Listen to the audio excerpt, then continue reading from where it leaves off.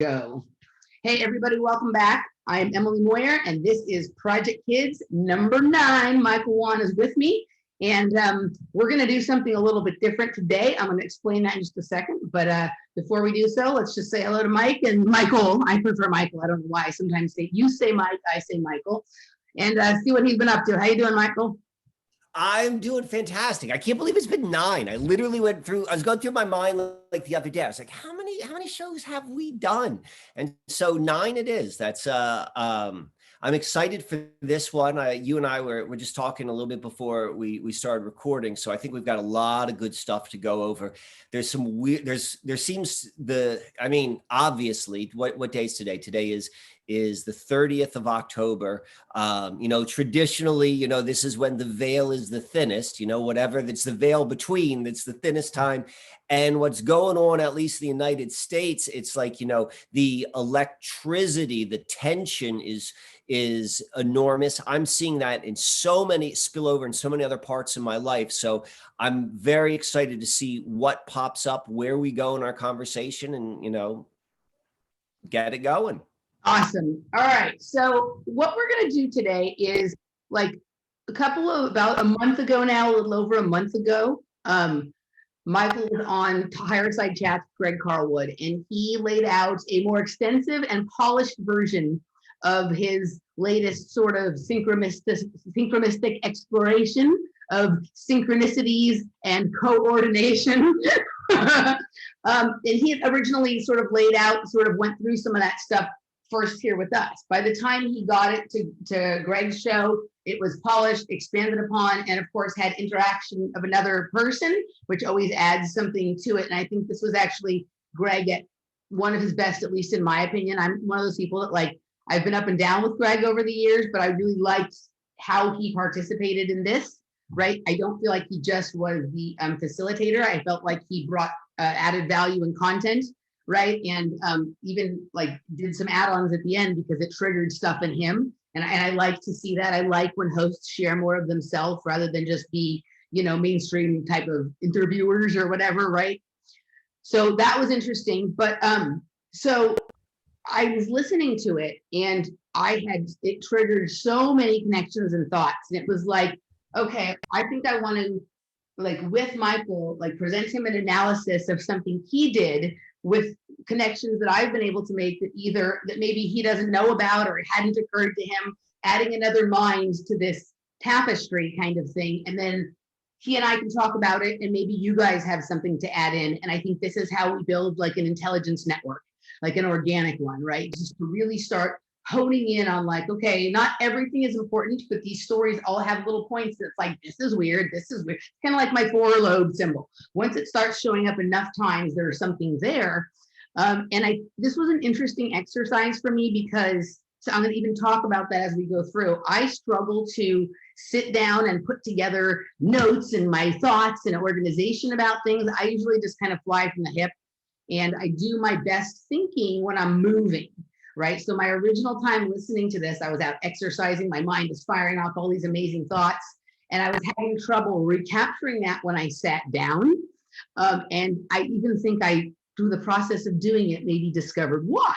So I think everybody sometimes we're in this weird spot. And you even refer to this here when you talk about the difference between a truth and a fundamental truth, right? When we look at content, if there's a truth in it, we can use it as a personal exercise to find aspects of the larger fundamental truth through it, right? And so this is a cool exercise for me. So I went through some difficult moments and some fun moments, and I'm excited to do this with you. Okay, so I want to go more so how did you figure out what was your structure? I find that very interesting because I have the same I work in a very similar way in the fact that my mind works best when my body is active. And then and the ideas come and then the structuring of it isn't the natural thing for me. So you seem to have said that you've had some sort of insight or breakthrough in terms of your inner process. I'm just curious, is there anything there you could share?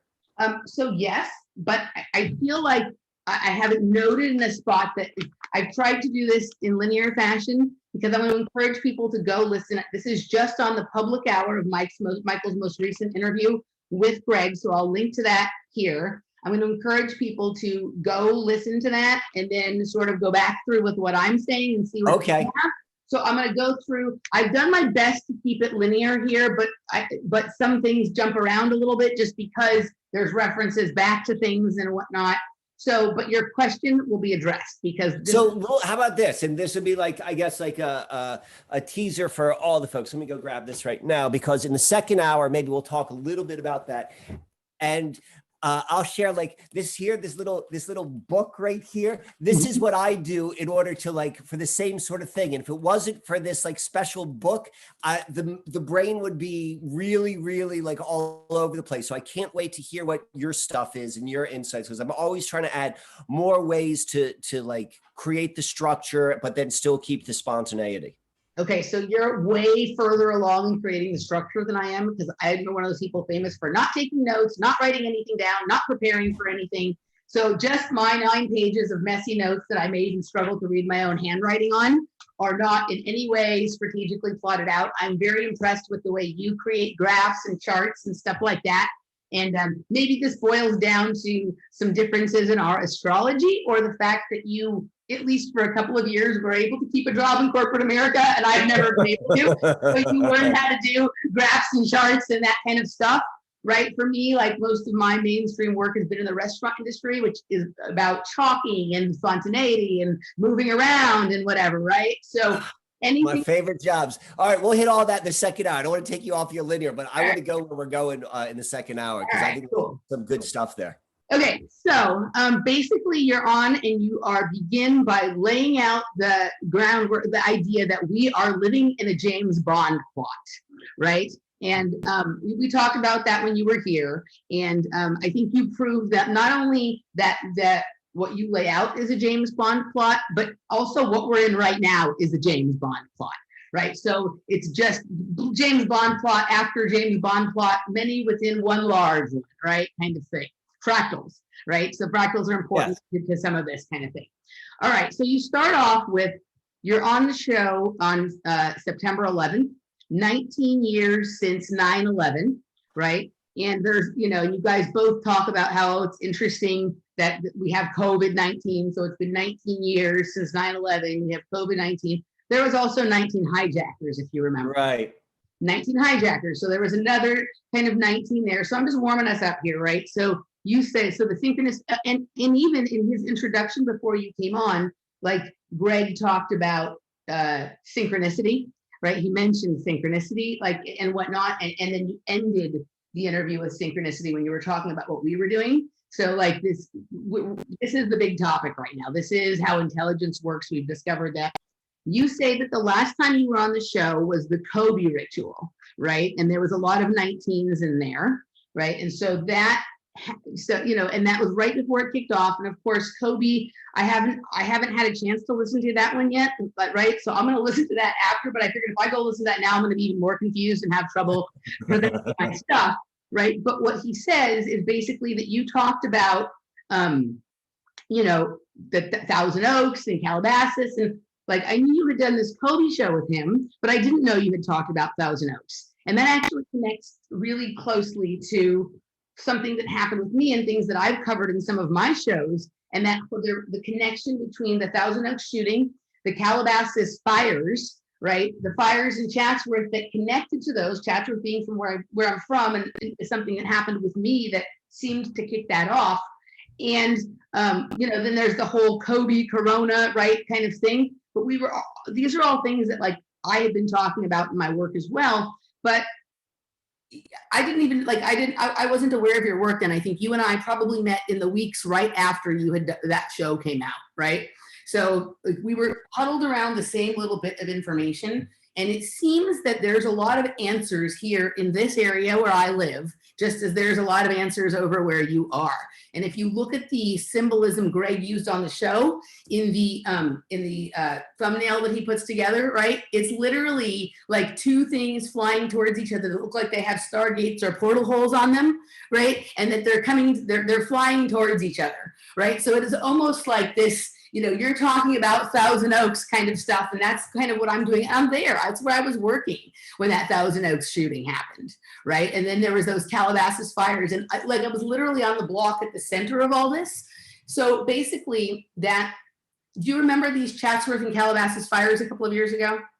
Yeah, and that episode, I believe that was the second. I was on Greg's show. I've been on Greg's four times, and it was the second episode, which was that the shooting, and it was tied into, if I recall, like Jupiter going into Sagittarius. Okay, so here's what happened. So my friend Jeff was here, and I took him over to Chatsworth to show him all the weird stuff, right? And we end up on the top of basically Santa Susana Pass, like on a hill overlooking where the Boeing and Rocketdyne facilities are there, which is where I say that there's a base underneath there, right? And Jeff does like his own take on like a modality called holographic kinetics, right? He's added some of his own stuff to it, right? But it's basically sort of freeing the trapped spirits of the land of traumas that have happened there by going back to like the root dimension of what generated the issue there, right? So we go up there, and this is right near my summer camp and whatnot. We go up there and we do this session, and that was just like incredibly profound. It was incredibly long. I'm throwing up, like using my body as a surrogate to sort of, and I was remote viewing at the same time what's going on under there. And basically, like we did a huge holographic kinetic sort of energy clearing session there, right? This was on Sunday, right? Literally, I can't remember if it was Monday or Tuesday, a fire breaks out right there, okay? And what's weird is when we finished the session, I said, as we were walking back to the car, I said, it's fucking weird. I have that Duran Duran song, Hungry Like the Wolf, it's in my head and my mouth almost feels like it's watering, right? And I don't know if you're familiar with Duran's Hungry Like the Wolf, but it's a song that I have identified as like a major trigger for some of my programs. How could I not be? I was the teenager. I was 12. I was probably 12 when that song came out. My sister was 4 years older than me, and it was like Duran central in my household. Like, okay. I'm part of the original MTV generation. I remember when that video was like on nonstop play. Okay, so I would say go back and reflect on some of your times with Duran Duran. Check out some of the lyrics of the song. This is a Tavistockian creation of the highest order. Oh, certainly, right? So I'm curious. So, can you hit me with like just one piece right now on the Hungry Like the Wolf, which is because that was their breakout song, if I recall correctly. Okay, so because let me just pull up their lyrics right now, right? All right. I don't want to get it wrong because I'm hungry like the wolf. Hungry like the wolf. Okay, lyrics. Let's see. Here are the lyrics. So, dark in the city, night is a wire, steam in the subway, earth is a fire. Woman, you want me, give me a sign and catch my breathing even closer behind. I'm leaving out the do. Right. Okay. I'm in touch with the ground. I'm on the hunt. I'm after you. Smell like I sound. I'm lost in a crowd. Straddle the line in discord and rhyme. I'm on the hunt. I'm after you. Mouth is alive with juices like wine, and I'm hungry like the wolf. Stalk through the forest, too close to hide. I'll be upon you by the moonlight side, right? High blood drumming on your skin, it's so tight. You may feel my heat, I'm just a moment behind. I'm in touch with the ground, I'm on the hunt, I'm after you. A scent and a sound, I'm lost and I'm found, and I'm hungry like the wolf. Strut on a line, it's discord and rhyme. I howl and whine, I'm after you. Mouth is alive, all running inside, and I'm hungry like the wolf. Burning the ground, I break from the crowd. I'm on the hunt down, I'm after you. And then everything else becomes repetitive after that, right? But this is the area where I say that I experienced like Hunger Games kind of training, right? Like wild kind of stuff where it was very much using your like subtle senses and innate senses to navigate your sort of reality, your escape, whatever's going on is going on. I was little, I have very fragmented memories of this stuff, right? And we're here on this land, we do this session and we're walking back to the car, my mouth is watering and I'm singing the song, right? And so I just noted it to Jeff and I showed him the video, which is an really interesting video, but all of the topography that's shown in the video is available in that area where we were at and where my summer camp was, right? There's like this weird combination of like, there's palm trees, but like savanna looking stuff and desert looking stuff and forest looking stuff, right? It's like it's like a weird geographic combination, and some of the most unusual rocks in Southern California are there in Chatsworth, right? It's a very interesting place. It's where the summer camp was, so we've seen some of the pictures there, right? So I just noted that with Jeff and told him about the song and showed him. So we sat there in the car and I showed him the video, okay? I think it's Tuesday, that was Sunday. On Tuesday, fire breaks out right there. Now, the content of some of the session was basically me remote viewing what was going on underground there. And it seems to be some sort of inner earth entrance where there is sort of crossover between various species, kinds, whatever entities, alien kind of stuff, and some sort of like a small hadron collider kind of thing, right? They're doing things with like energy and playing with, like fabric of space and time kind of stuff. And I've also known for a long time that there is a connection, like a drive pod or some kind of high-speed train between there and the base that's in Malibu, right? So 2 days after we do this session, fire breaks out there, right, in Chatsworth. You can go back and find this stuff, right? And the fire goes literally on the path right along where I say the base and the train is, from Chatsworth all the way over to Malibu. Along the way, sort of burning the Calabasas area really badly, right where I would say the coming together of all sorts of strangeness is there on Malibu Canyon Road and Agoura Road, that intersection, this grocery store that I've told you I've seen various, I've had interactions with various celebrities and stuff at is there. King Gillette Ranch is there, right? But also what happened, it was just like a week removed. I can't remember which order it was. I think the week before there had been that shooting in Thousand Oaks at the country. It's a while back now and I haven't thought about it a lot, right? But there was the shooting there, and then a week later, there's all this fires, right? And so like when we're in this, oh my God, this is weird. There's a fire right where we did the session. Now the fire seems to be moving towards where I'm working, but passing through this area in Calabasas. And all of a sudden one day there was this huge power outage right only on the block where I was working in Thousand Oaks, not all over Thousand Oaks. The restaurant that I worked at was in Thousand Oaks. There's a power outage and a huge windstorm, right? And so when the power goes out, I go outside to pull the tables inside, right? And the glass door, there's a heavy glass wall and glass door, literally almost falls on me. And just literally like time stops for a second. I step to the side, the door falls and it doesn't hit me, right? And this was like a huge, really, really big glass kind of thing, right? And I was like, okay, we are in some weird territory here, right? Like what is going on? So I go home and we're closed for a couple of days because there's no power there, right? So and the fires and whatnot, so I'm not going to work. And suddenly I start not feeling well.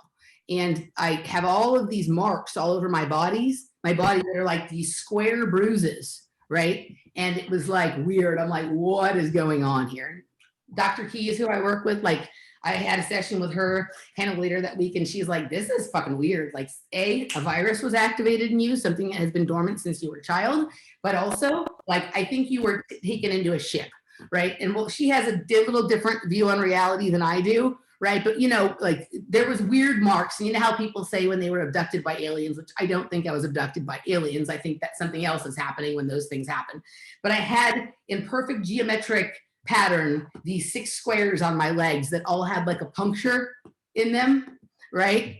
And so I was a little discombobulated for like a week or two. And then, this was a whole big thing, right? Like that people were suffering from fires, people had lost, that people were the thing with the shooting and all the things that always happen around areas with the shootings. And I'm right there, like almost like the node that was at all the locations, right?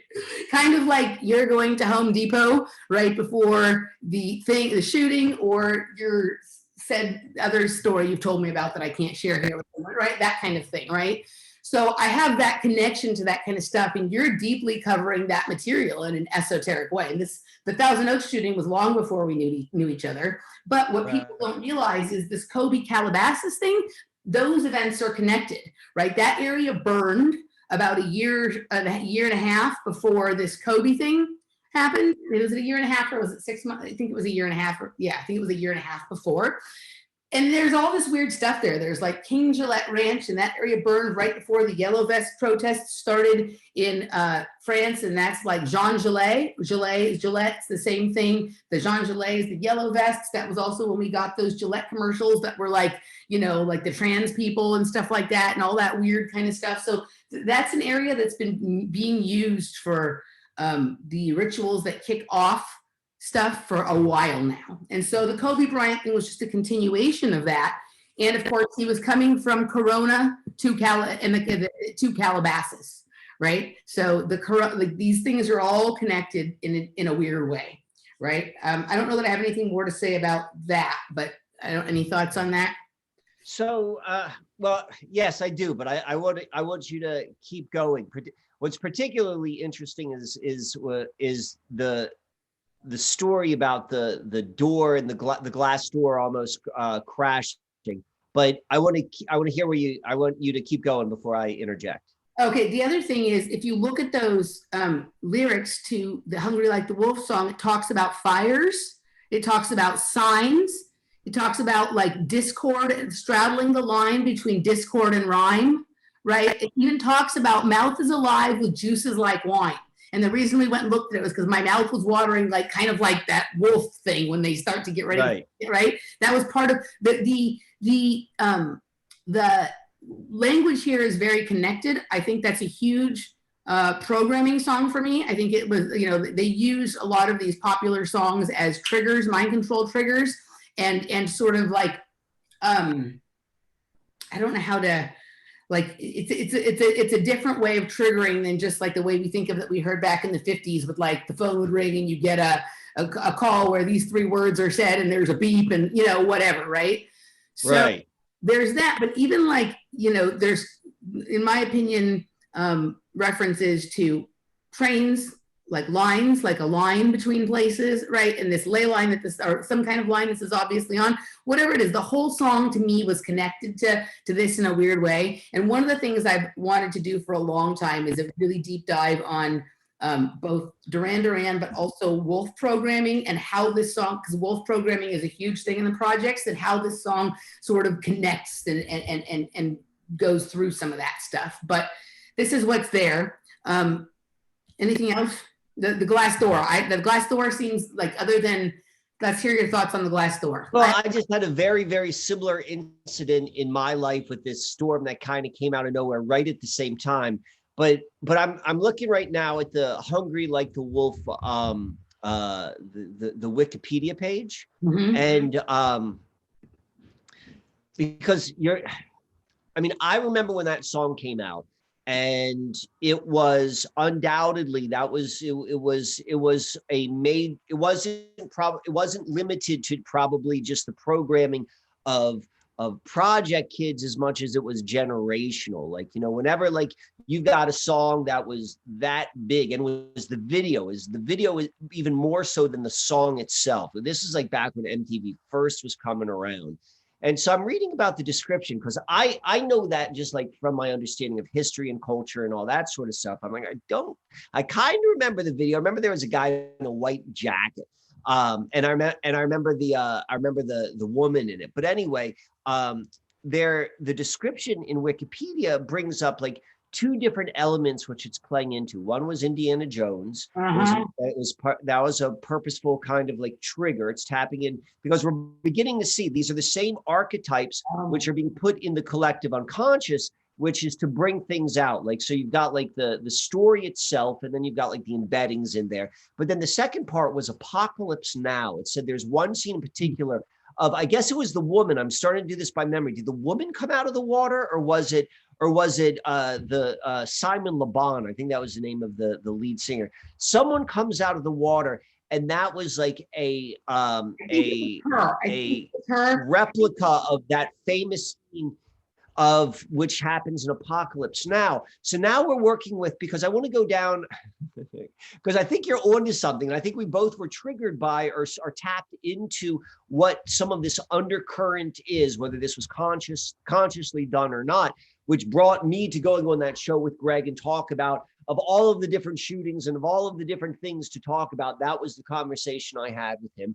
And if I recall, and we could get back to it, in that particular one, I started talking about how both the Black Lives Matters and the Bureau of Land Management. I talk about it all the time. I talked about that in that episode, and I said that it is a conjuring of the demon Balaam. Yeah. Through, and how that's what this is, and how they're playing both sides of the fence. And so that, and I remember, like, I never really wanted to go on record saying that, because they were like there were particularly, you know, the Black Lives Matters was like, there's too much, like, you know, emotional tension with that movement when it first came out. But I remember there was a lull. I remember I could talk about it like on a public forum without necessarily like creating emotional responses. And so I remember that was the first time I brought that up. But all of this is kind of like brought into it. And if I recall, the shooting in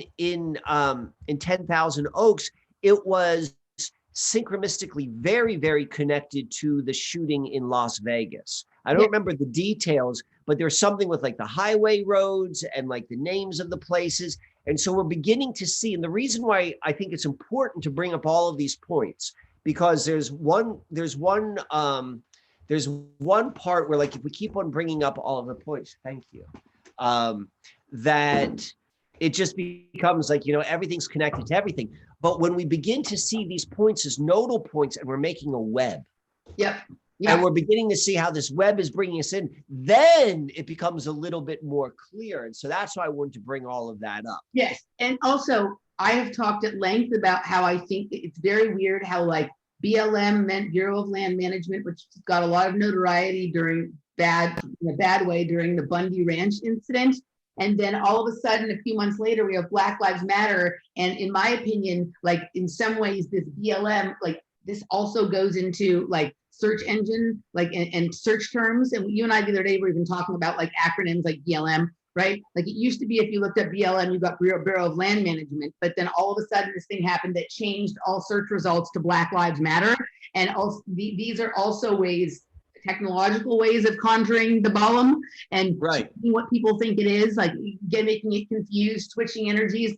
I mean, and whatever you think of the Bundy Ranch thing on a certain level, that was also a racially charged kind of event, because it's these fucking patriotic white. Right. That's the thing which I was talking about. It's like, it's the same kind of energy, but like told from opposite sides of the coin. Like, particularly when you look at it in terms of like that let me put you in a box, like, you're in this box, you're in that box, and in that box mentality, they're like, oh, it's the same thing, we're going to use the same letters, the same initials, the same underlying demonic frequency, whatever that may mean, and we're going to play it from both sides of both of, like, which should seemingly be like two groups which would not be connected.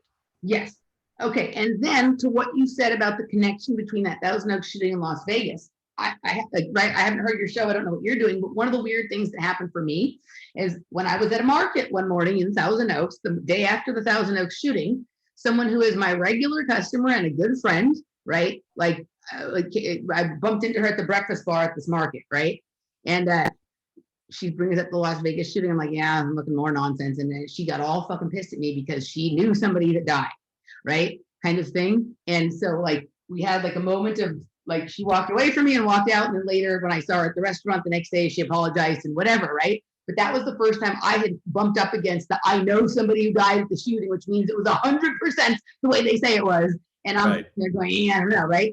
So that happened there, right? But literally just a stone's throw from where the next shooting, which will be the Thousand Oaks shooting, happened. So I have this tussle up about the reality of these things right there.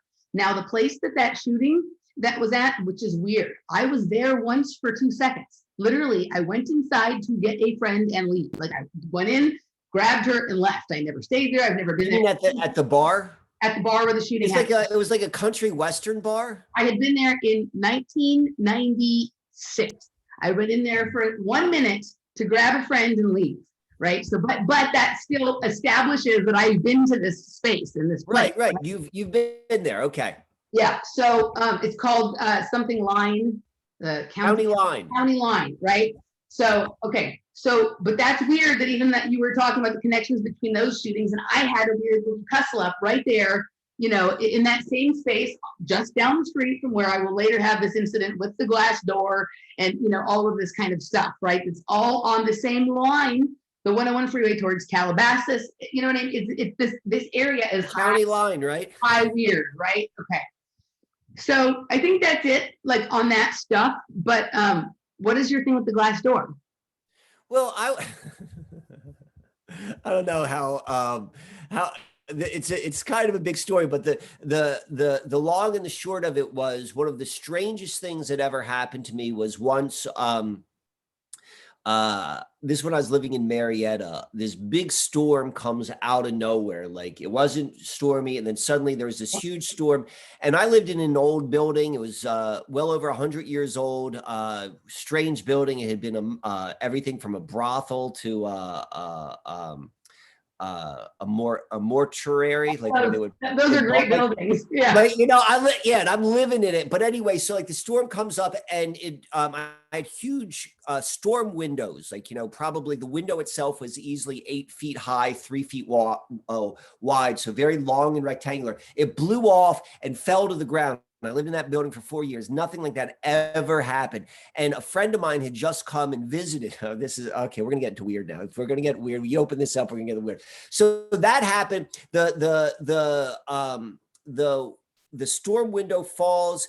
It explodes when it hits on the sidewalk below, right by my friend's car. It would have like really damaged the car, but like his car was like spared from it. So that was kind of like this marker of something really weird was going on. So then like the storm blew over like literally 5 minutes later and was beautiful. You know how like storms come up. And so we went to go walk down. It was me, him, and like 2 other people. And we wanted to go walk down by the trail where I've told some stories about the bikes and all this, which was right on the Susquehanna River. Like this house or this apartment, which I was living on, was literally 150 feet from this trail, which is on the river, all this stuff. And we run into the strangest thing, like right after that. We take a little bit of a walk, and then my friend's like, listen, we shouldn't be walking here after the storm because I think some trees are going to come down. They come down fast. So we decide to leave the trail. And as we're leaving, we see that there's this unusual couple. Like when I say unusual, like, you know, just like, again, putting things in boxes, like people you would not put together. It was like a really like old black guy, like probably like 70 years old with like this, like, I don't know, like early mid-20 Latino woman with like 2 children. Like they did not look like they were related biologically, and they did not look like they should be like friends, but they were together. And they're walking, we're all crossing over the railroad track. So how it's set up is like, you've got the river, you've got the trail, which is like, you know, 50 feet from the river banks. And another 20 feet from that is a railroad, rail line. So we're all crossing over the rail line at the same time. Like we all met up at the same place at the same time. It was kind of awkward. And the people who are walking in, they're like, hey, what's they're making conversation with us. They're like, what's with all of these down trees? Because trees were down all over the place. Oh, and a building collapsed in the neighborhood also. We're like, a storm just came through. And they're like, oh, we didn't notice the storm. We were just out here fishing. And it was literally a catastrophic storm. Like it's impossible to miss a storm. And like, I say this jokingly, but the only thing that makes sense is like, yeah, the storm was just like the opening of the portal, and these are the people that came through, and like, and that was, and they had 2 children, which it was, and so that's why I'm saying like, what's interesting, the reason why I'm tying it into like what we're originally talking about is like one of the, you know, quote unquote ideas or theories that I work with, particularly as it relates to all of the weirdness on the Susquehanna River, and particularly at the 40th parallel, is that it is a literal portal to other worlds. And this is one of the most concrete, like unexplainable, like interactions. Like, I'm not saying it definitely happened, but they were like weird in the same way that people in Men in Black, you know, all of the aliens in Men in Black who are like 99% right, but there's 1% which is slightly off. That's who these people were. And it came with this collapse of this big glass window. That was my mental anchor. That's how I remember it. Okay, so in this same place that this glass door came down. So first of all, the windstorm that precipitated that was very weird because it all kind of started. I went outside to take the trash out, right? The power had gone out, right? So we're closing up. I'm doing my closing duties. I take the trash out and I notice that like the wind doesn't feel natural. It feels more like, you know, when you go through one of those turn things at the airport, like the glass doors to enter and it has that unusual push of air. Like it felt more like that. And then a few minutes later, this thing happened with the door. Now, separate times, I've had some of the weirdest interactions with people when I worked at this restaurant, right? I had this like couple that I'm sure were not from here come in one time and literally like try to sniff me, right? They wanted to be, like they were trying to get close and feel something or whatever off of me. They were very nice, but very weird, right? And I've also had things happen where like I'm watching, like I'm looking outside and there's no one there. And then all of a sudden it's like somebody comes through a hole in the space of time and then they come through the door. Like they came out of nowhere, right? Like that there's something there, like, you know, that people are coming in and out of that way, right?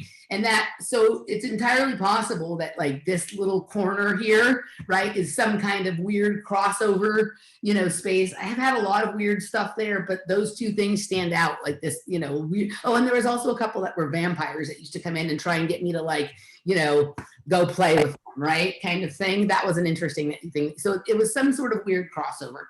Okay, let's leave this. Okay, I know there's so much to talk about, but it's so much fun when we do this. Can I just for one more minute, if you could give me the share screen, because I want to see if this trigger is open with you. Will you give me the shared screen? Yeah. All right, tell me when I'm there. You got it. All right. Thank you for permission. All right. So this is Susquehanna River, oldest river on the planet. This is where it makes a 90-degree turn. This is one of the most unusual geological things on the East Coast, Chickies Rock. And this is Marietta. This is where I lived. Right here, GlaxoSmithKline. This is one of two places on in all of North America where they have a vaccine manufacturing plant. Mm-hmm. It's fucking right here. Okay. Yeah. So like, these are all the weird things. But other than that, it's this tiny little sleepy town in Pennsylvania. And what it's best known for is it's, this is where it happened. Like this was like where the trail's right here. Here's the railroad, and this is the river. And it's very well known, like this area, and it's always has been since Marietta has been formed as like a bar town, a drinking town, a very like active town that way for a variety of reasons, and still is. And there are bars in there which are like always in like Pennsylvania's most haunted places, and always have I had weird things in there. And one of them used to be my haunts back when I used to like to put down the cocktails. So I want to show you though where the this building of what it looked like. So this is it. This is where I live. This is the most Masonic looking building I've ever seen. Yeah. This is the building I was in. It was this window right here, which falls down and explodes. This is the river right down there. All of this stuff. So I was just, I wanted to give you the. Okay, so can you please go back to that map you had on right before this? Back to fun with maps. All right. Pull that back up in the same exact way it was. All right. Was it like this? That, yeah, okay. So here, right, so it's mirroring certain energies of me and of even that area in Thousand Oaks, those blocks, okay? But first off, okay, so New Hope Christian Fellowship. I used to have a gym that I competed against was called New Hope, right? It was a Christian gym kind of thing. And always I was like up against the girls from New Hope. They were like the best, and we were always wanting to beat the girls from New Hope, right? And gymnastics is going to play into my analysis partially of the British security coordination, and also what you and I were talking about our bodies and how we, you know, how we put information together and all this kind of stuff, right? So that's there. Okay, there's the Nick's Bistro. The owner of the restaurant that I was working at, before he owned the restaurant, he was the bar manager at a restaurant called Nick's.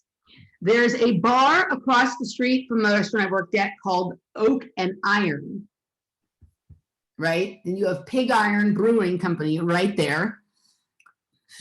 So like these things in and of themselves are not meaningful, right? But like even like it doesn't matter what you and I look at, we can find connections, right? So we have elements like harking of some of the similar energies in these places where we've both had bizarre interactions based on portals and windows or glass doors and whatnot, right? Like it's weird. So this is that haunted restaurant. You see this head right here? Yep, I can see it.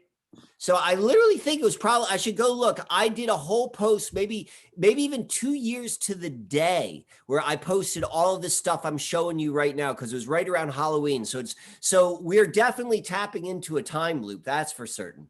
Yeah, it's very interesting. All right. I didn't want to take you off too far off topic. So we could go back to, all right. So let's getting go back to the analysis. Okay. So Greg then says, and some of these things are just going to be short, others we'll examine more. Greg says that that unanswerable questions bode well for a guy who wants to host a conspiracy podcast for the rest of his life, right? And I thought that was an interesting statement, right? This idea that like that we need to have unanswerable questions in order to have something to do.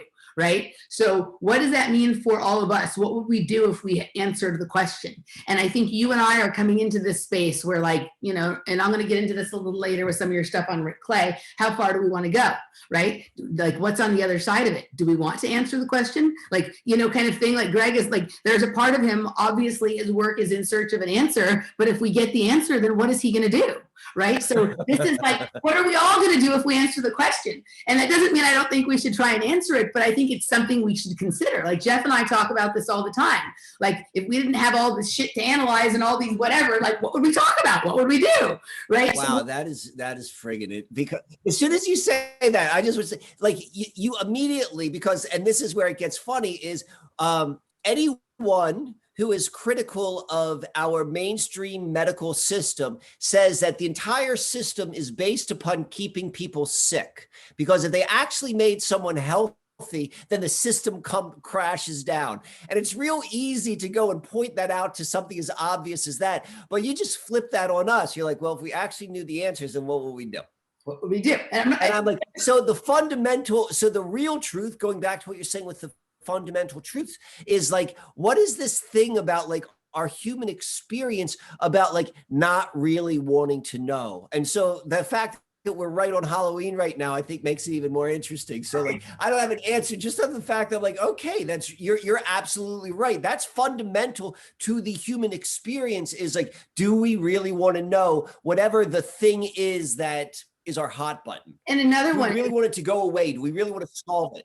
And another one is our banking system and fractional reserve banking. It's a situation where if you pay off the debt, there will be no more money.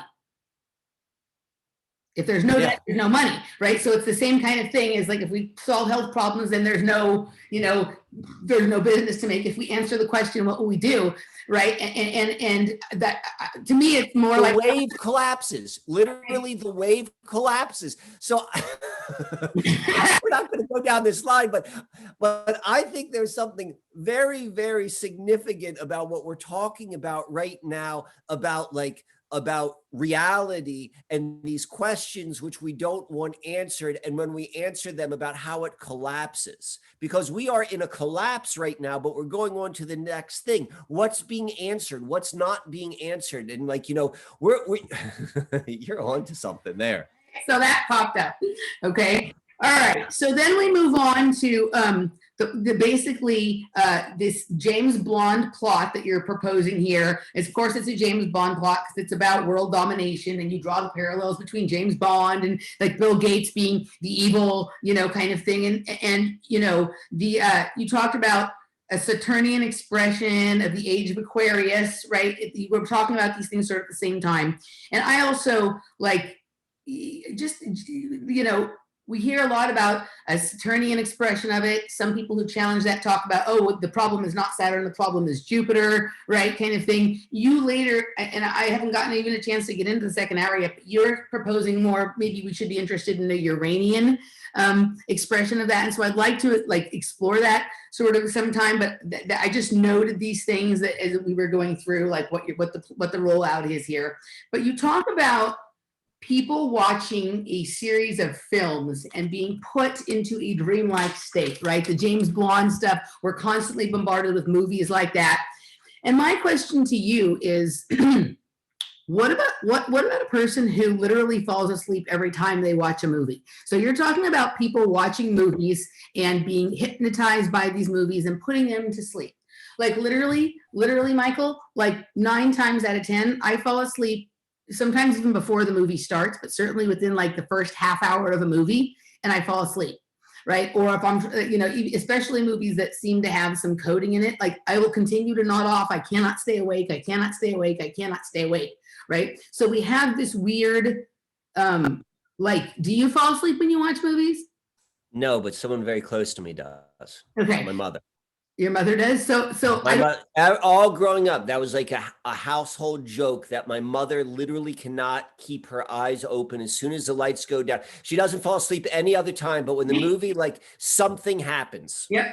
It's like for me, as soon like if I go to the movie, like I used to be famous for going and sitting in the movie theater and falling asleep before it started, then waking up half an hour through and didn't know what was going on and bothering the people around me because I was trying to figure out what had already happened and whatever. And then I would just go back to sleep or something, right? But yes, I struggle to stay awake for, like, it's a source of contention, like between Laura and I, because she wants to watch movies and I'm always falling asleep and whatever, right?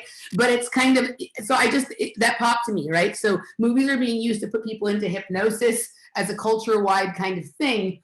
But some, like people like me and your mother, who there's lots of similarities and connections between your mother and my mother and your mother and me and whatever. So it was just an interesting thing that came up.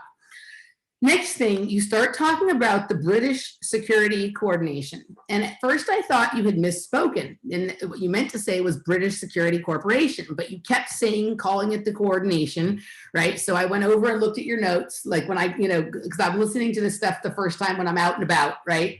Second time I'm watching it on here, but even before then I had looked and checked.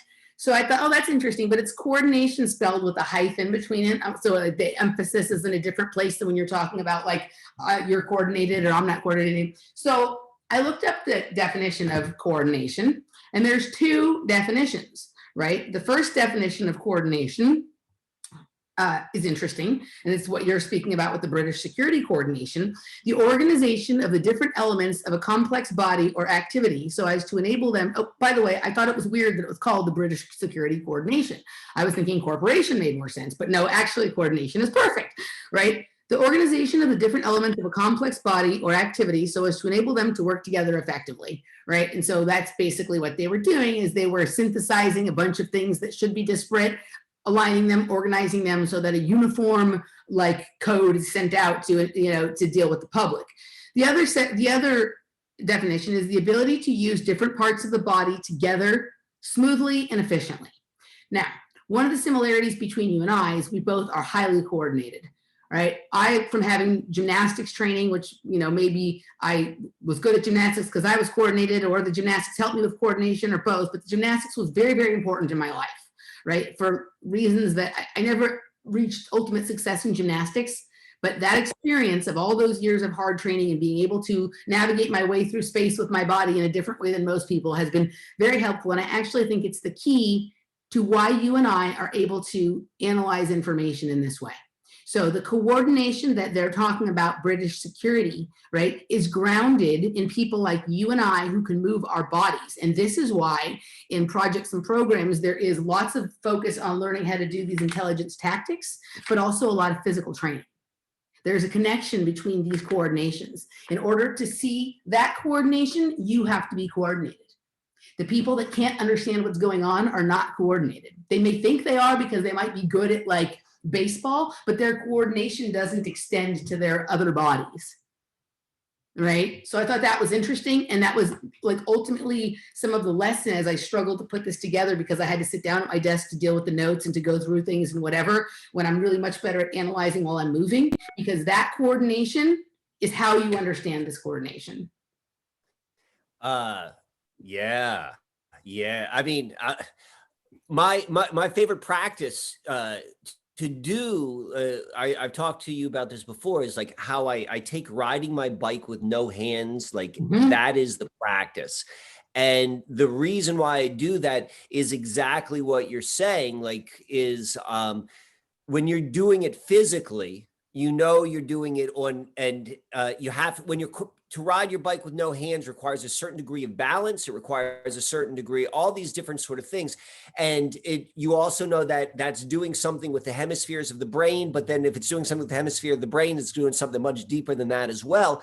And so all of that practice, like, I don't know why I want to do that. I'm just like, that makes the most amount of sense to me. I'm like, oh, this is the most sensical thing. Like, I don't understand why not everyone is getting up in the morning and this is not part of what their practice is, because this is how you're supposed to go through life. And so when you're like, when you're spelling it out, I'm like, yeah, of course. But then when you're also saying like, not everyone like sees it that way. And I think if you spell it out, everyone will be like, oh yeah, that makes perfect sense. Of course I would go and do that and practice it. But and then thinking about it as it relates to projects and project training, you're onto it. I'll just say the thing I've been working on recently. I've been doing a lot of the what do you call it? The interval training. Yeah, and so it's got jumping jacks with it. And so I do it in a room with mirrors, and it's the greatest thing. Like, if you got mirrors, I never had mirrors before I exercised, completely changed everything with my body as soon as I saw what I looked like when I moved. But to do like jumping jacks where you're moving your arms at half speed of your legs. Because normally your arms and your legs are going like open, shut, open, shut, open, shut. Now imagine your legs still going on that rhythm, but your arms are going like, it takes like 3 legs to go up on your arm. That is so frigging hard for me. Like, but to do that smoothly and like that is like literally training that coordination of being able to move and see things at different frequencies, whatever we want to say frequency, and doing it in time and seeing how they link. You're absolutely right. That's a big part of the crack in these codes, if we actually want to answer them. Absolutely. So I do that when I'm exercising, right? But the best for me is when I'm dancing, right? And think back to what you were just saying, especially when I'm talking about it with dancing, right? Strutting the line between discord and rhyme. So like that rhythmic movement that moves in like the same way something rhymes, right? Like helps one to be able to integrate, understand, coordinate this discordant information from all over. So the Hungry Life, the Wolf song, right? Strutting the line between discord and rhyme. When you're riding on your bike and trying to balance and stuff like that, that's walking. That's like tightrope walking, right? Totally. You have to you have to be really focused and aware of all the craziness out there at the same time to be able to do that stuff. And with the dancing, like taking all, like for me, like I'm moving my body, I'm doing it for hours. I'm having all these, like, people can't believe what I'm thinking about when I'm dancing, when I tell them, right? But I'm even going to take it a step farther. The style of dancing that I have always been most attracted to, I actually think can help us figure out the map points and the coordinates for how they're doing this between the levels and the realms, right? So the style of dancing. Between the what and the what?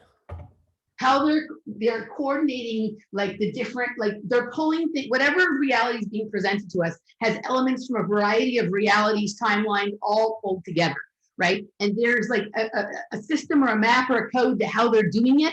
And I think this is why I've always been attracted to this particular style of dancing that I like. Okay, the style of dancing is called tutting, tuts. There's variation. It's a variation of, one of the variation is voguing. One of the variations is called turfing or bone breaking. But basically it's like creating geometric patterns and like hidden doors and stuff with your arms, right? Different angles, opening things up, moving it around your head, right? Kind of different, like this kind of stuff, right? Like all geometric, right? So like, I think literally opens up like portals and gateways and realms, but also this is how it works. Like when they drop a piece of information, they drop something, it opens something else up. This comes over it, this comes through, this like this, right? They push something else aside, right? And for me, like I was always obsessed with understanding these angles, right? I remember watching this documentary that I cannot find anymore. It's not Paris is Burning, and it's not the latest one about Madonna's Vogers. It's something else that involves Madonna's Vogers, but I can't find it anymore. And I'm watching this guy who's amazing open up like this line, and he peeks his head through and it goes like that. And I'm like, oh, fuck, dude, that's how they're doing it, right? Like they open some shit up that they can kind of Like, right? Like I'm watching it and I'm like, this was years ago. Like I'm fucking high as a kite watching this fucking video. You know what I mean? And I'm like, dude, this is it, man. There's like all these very interesting angles and like geometric like realities that like somehow you can kind of pop into and out to and move things around and rearrange stuff. Like it's like a collage that you're moving things around, or you're creating a storyboard with all, like when they're trying to solve a murder with like strings connecting to points and this and that, right? But just this idea of being able to like open up like certain little dimensions and then close them back up, right? And that thing that you opened up and found in there stays closed in there unless somebody else understands the sequence of movements to open that space up. This is how we started the show, but I like where we're going. So can I reflect on that for a sec? Please, yeah. So first, this is how our conversation began, like episode number 1. You were like dancing and like we were talking about this idea of opening things up, and you were saying, and you were using dance as you were talking about that as like the literal tool. So I understood you then, and now I get it on a deeper level, like particularly now that it's more like I can see the parallel within my experience. Like when you were explaining it to me, like so I'm just laughing right now. There's a style of dance which I watch on the computer box. I watch on the internet, and I'm laughing at myself, like the 40-year-old white dude who's like into this. And I like watch with my jaw drop, and I'm like, I just want to know how to do it. I'm like, how is that done? How do they move their body like that? And I'll tell you what that is in a moment. But so I'm doing my thing with riding the bike, but I've been able to like do it now also in a car as well. But whereas you were like doing the opening, so this is what I do.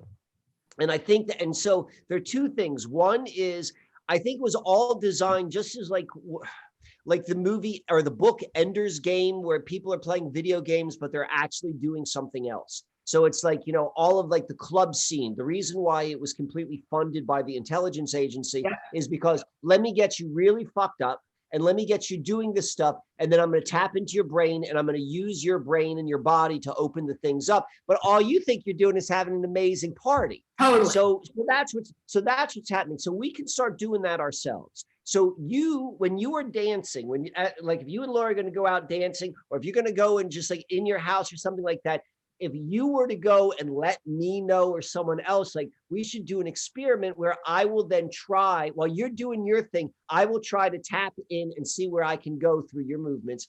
But this is what I do when I do my bike. So I'm able to control things. Like, so for whatever reason, like my favorite thing is the paths. I showed you the paths earlier, like it's all windy. And so there's all these blind turns. And the real trick is, do you have the courage and trust to make a blind turn with no hands? Because you don't know what the hell's around that corner and you don't want to fall down. So there's a lot of this like projecting your energy. And here's the thing, if you're tight, if your body gets tight, your center of gravity rises up. You can't hold balance on your bike. You could only ride your bike no hands with a low center of gravity. So it's like, but when you get tense, it rises up. It's probably the same thing with gymnastics. You can only do that floor routine run if you are totally loose. As soon as you get nervous, you can't do it.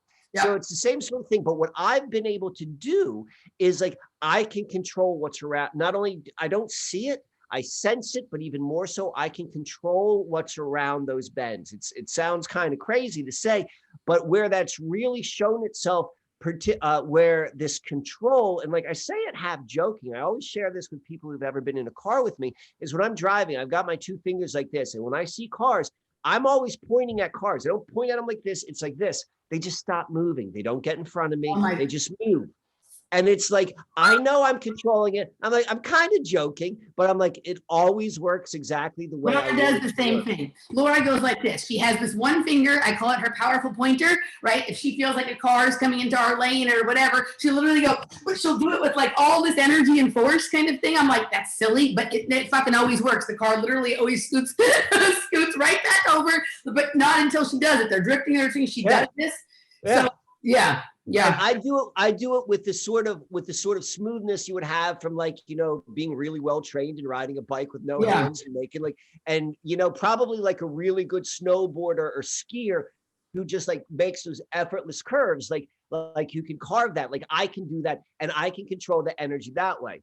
So what I would also suggest is like next time I'm going to ride my bike and I'm doing that, just as you're opening things, I don't think I'm opening things. I think if anything, I'm moving things. Yeah.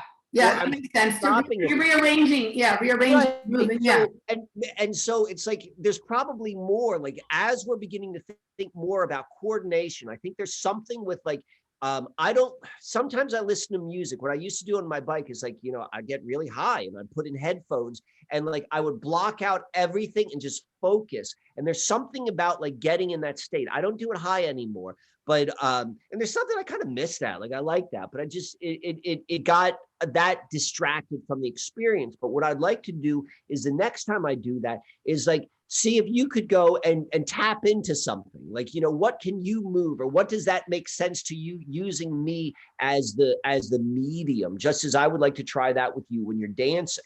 Okay, sounds good. Now tell me what the style of dancing that you were watching is. Crip walk. What? Crip walk. Crip walk. Is that the same as like I'll have to see what that is. There's multiple names for the same thing. I think I know what it is. So crip walk. So actually what I really like is blood walk, the blood walk. So it's crip, it's like LA street gangs and it's a type of dance. Yeah. And typically, so like, again, I just know my stuff from what I see from media. So I don't know, by no means am I an expert as it relates to street gangs in Los Angeles, but there's been a lot written about it. And, it speaks to me on a certain level. And specifically from, there's like, that's part of the expression. And so each of these street gangs, if you will, they kind of have a different expression, and like each person has their own way of doing it. Crip walk has, I think, more of it's like the brand name, I think, for like, like 50-year-old white dudes out in the East Coast. But what I actually like, is it's the blood walk. And it's this way of like, there's a speed of movement on the upper half of the body, which is totally different than what's happening on the bottom half. And I'm like, I don't know how, I'll watch in slow motion. I'm like, I can't do that. My body does not seem to have that intelligence. Yeah, no, it's the dancing, like some of I made this recognition very early on as I started to get really into electronic music and how I could move my body to it, that there was something much bigger going on than simply dancing, right? Like this was like a way of like coordinating realities and allowing them to move through you and kind of like seeing where they end up. Like one of the things that I do a lot, like when I'm dancing, like in the middle of something, I'll just spin and not know where I'm gonna the end. Like I don't spin with the purpose to end in a certain point and then continue dancing. I spin and wherever I land, I move right with that, right? And so you end up facing a different way than you thought you were. And if you try and control it, the coordination isn't as good as if you just roll with wherever you kind of end. And so when you spin around, it's almost like resetting the deck, right? Like kind of like I've done a series of movements here and now it's like, and they go again, right? Kind of thing. And it's very, it's a different energy then after you've spun and reset the deck a little bit, right? Like it's very interesting. So I think you're really on, because I know exactly what you're talking about with some of my body movements about like being able like really understand. There's a book which I read called Effortless Power, which really like tries to explain this intangible concept. But once you kind of understand what you're talking about as it relates to like movement in space and like momentum and inertia and being able to like, there's definitely, I think you're right. There is a deeper level of being able to interact with whatever this life, what we're calling Earth, where this life experience, you're right, it's all of these different worlds. So I also want to point out this is street gang life in Los Angeles is an intelligence operation anyway. Totally, yes. So it's like, it would only sort of make sense. So it's like, the more we begin, and when you go and you look at the role of like generally like what hip hop has done for like popular culture, and like how all of these things, there's yeah, we're on to something. So, and I would say the same thing, that Los Angeles underground dance music scene is also an intelligence operation with the different Without a doubt. movements. Yeah. Yeah. Okay. So the next thing I want to say about the British Security Coordination is just this, and I think we'll pick up with this with something we're going to do a little later. But one of the papers that was a main part of the British Security Coordination was the New York Post. And I think that that is interesting considering what we're dealing with right now. I'm going to leave that for later, but I just wanted to draw some attention to that, and we'll come back on it. You then move into talking about Camp X and Toronto and the Hydra and Mike Myers and, you know, all this stuff about, right? And I just wanted to, Hydra is a kind of a multi-headed creature, but there's also a lot of stuff going on right now with symbolism around octopi, right? And octopus. And there's television shows, there's people who it's coming into sort of their perception of what's going on. And for some reason, when I'm listening to you talk about this, I don't know if this means anything at all, but I'm thinking about octopus and Danny Casolaro and Promise software. And this seems, the way you're describing this technology that they have at Camp X seems like the flip side of that. Like they're having this weird way of transmitting information, almost like it tracks the information, like it is generated from this coordinated space and it travels out into the reality of ethers almost in like a tracked sense, right? It's going to hit certain targets and then see what happens. And then eventually they're going to pull that back in. And I'd say Promise kind of software is a later version into the other side of that, where it's collecting every keystroke that happens on computers and internets in order to track and manage assets, information, operatives, all that kind of stuff. And so I got that there was some connection between this Hydra and the octopus. I don't know why, but that was what my mind started doing. Walk me through a little bit more of where the octopus symbology is shown. Like, how does octopus show up to that? So Nish and I have been tracking it for almost 3 years. Right. Okay. And it just basically, I can't even remember exactly what our original source of it was, but we've talked about it in terms of like, it's become very dominant in like if you go into restaurants, there's like art that has octopuses, right? There's clothing with octopus on it. It's like on everything at the gift store. It's like become, you know how like you go through phases where it was like, it was unicorns and it was this and it was that, and whatever, right? The octopi thing started really rising a couple of years ago. Chris and Cherie Geo, who do a lot of like ayahuasca and stuff like that, they start on the 2017 eclipse. They saw literally an octopus entity in the sky. They did ayahuasca while the eclipse was happening and went out in a boat and watched the sky. And they literally saw an octopus entity up there. And that was about the same time all this symbolism started happening. And we've even gotten into like octopi being part of the programming, like project stuff with, we've talked a lot about underwater programming with the breathing underwater. We've talked about like relationships with the dolphins and whatever, but there's octopus stuff, and octopi are incredibly good at moving stealthily, right? They have all these arms and legs and they move kind of like the tutters and the poppers and they do all this kind of stuff, but they also have a skin suit technology that is incredibly intelligent that allows them to blend into their backgrounds, right? And I think this is some of what we're seeing with technologies that have been coming on, like there, you know, you can watch one of these shootings that happened in Europe and like literally the shooter is not seen and then seen like he had been cloaked, right? But I think it's actually an ability that people can have to be able to blend into the backgrounds. And I think octopi is like the archetype or the image for like a lot of this kind of stuff. I think it's an ability that some of us, you know, you and I talked about this in the beginning of the Corona thing about like seeing if you can walk into some place and like project that you're wearing a mask.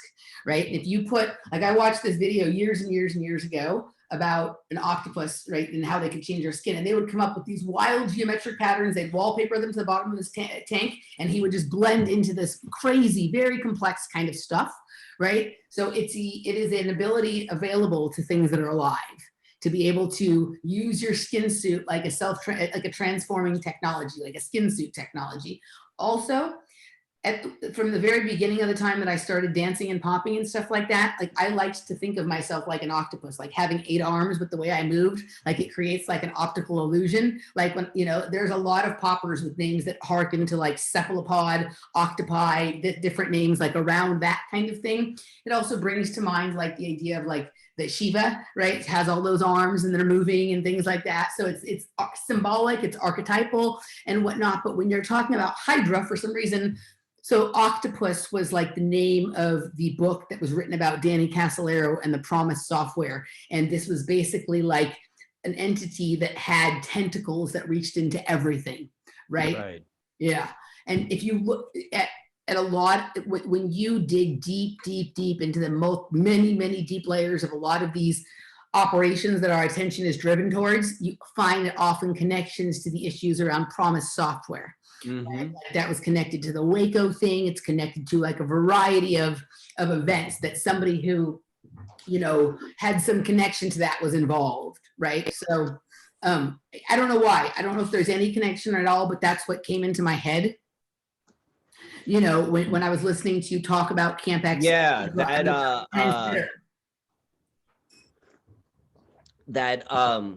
yeah, that's it's a rich symbol. So I wanted to go with that. All right, so I just got like a notification. I got is now a good time for us to do a break? Because I got to go and do something real quick, which just came up. Can we wrap up the first hour right now, and then we'll pick up the second half? It's a little bit more abrupt than what I normally like to do, but let me go. I need to go take care of this right away. All right, let's take a break, and we're going to continue on with this thread that has gone all over the place in ways that I both knew it would and didn't imagine it would. Oh, definitely. So okay, so we'll be back in on the second half. On the other side, you guys can join us at patreon.com/offplanetmedia. For the rest, we'll see you in a few minutes. All right. See you.